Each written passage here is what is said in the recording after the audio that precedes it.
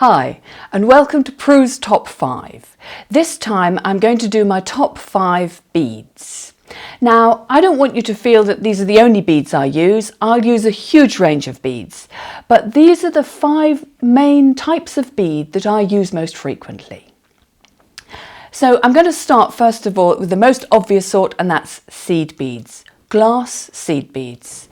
And the sizes that are most useful in kumihimo are size 8, which are around about 3mm, and size 6, which are around about 4mm. You can also use size 11s, but the ones I use most of all are the size 8s. And they come in all different sorts. Now, there are 2 main places where they're manufactured that I would recommend. And they are Japan and the Czech Republic. And generally speaking, if you buy your beads from those places, you're going to get the quality beads that will make a difference to your kumihimo. They are also made in other places, but they can be very, very irregular. So you'll find these beads are sold in all sorts of different ways. You might find them in different tubes, large, small, tubs. You might get them in hanks like this. Now, if you buy them from somewhere where they're in unmarked tubs, my advice always is to ask where they're from and just check they are from either Japan or from the Czech Republic. What I'd probably suggest is that you avoid some of these really tempting packs.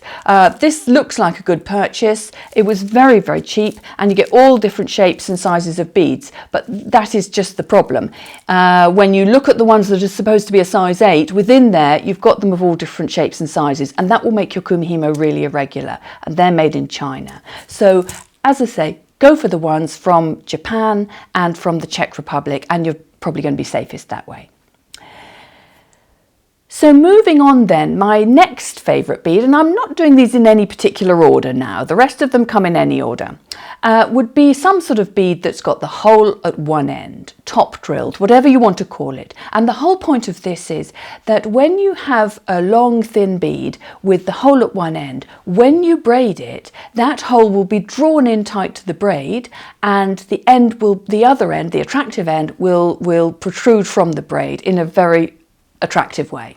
So what I'm talking about are things like, I think these are called thorn beads. I've got some leaf-shaped beads here. I've got mini daggers. I've got longer daggers here. I'm talking about drops as well, from the tiny ones to great big ones as well. Any bead that has got the hole at one end and is a moderate size is going to be great for kumihimo. So have fun playing with those. The next type of bead that I use a lot of is the 2-holed bead. And what I'm talking about are things like this. This is a honeycomb bead. These are diamond shaped with 2 holes running through them. I've got little bars here with 2 holes. I've got little crescents. But the one people are most familiar with, the most popular one of all, is probably the Super Duo. And they're a beautiful bead, quite small, with 2 holes, one at either end, and a lovely tapered shape. And the great advantage of 2-holed beads is that you can braid them, and then you have 1 hole spare to add extra embellishment. So that can take your kumihimo into quite new areas of adding extra beads, tassels, drops, whatever, from that extra hole. So that's a great fun thing to explore. Now I'm going a bit bigger for my next choice of bead. Generally speaking, the beads we use for kumihimo are quite small because they need to be braided in. But now I'm going to tell you about, well, they have lots of names. European beads, large hole beads, whatever you want to call them. There's a very popular brand name for them, but we're never allowed to say that, so I can't mention that. But they're the sort of bead, a lot of them have a big metal core, and they're for putting on sort of snake-style neck bracelets and things. But they're a perfect size for kumihimo. So as long as you thread your finished kumihimo, and I'm talking about plain kumihimo here, as long as you thread it through the beads before you put your clasps on, you can have a lot of fun with that. And you can have them, as I say, with the metal core, or you can also have them without a metal core. There are loads of different types on the market. And finally, this type of bead definitely deserves a mention on its own. It's the mighty long magatama, which is just perfect for kumihimo. It wasn't developed for kumihimo, but it might as well have been because it's extremely popular and it gives you that wonderful dragon scale, pine cone, whatever you want effect on it. And they're a reasonably sized bead with a slanting hole on them. And the great advantage of that is it means that you can make the bead point in different directions.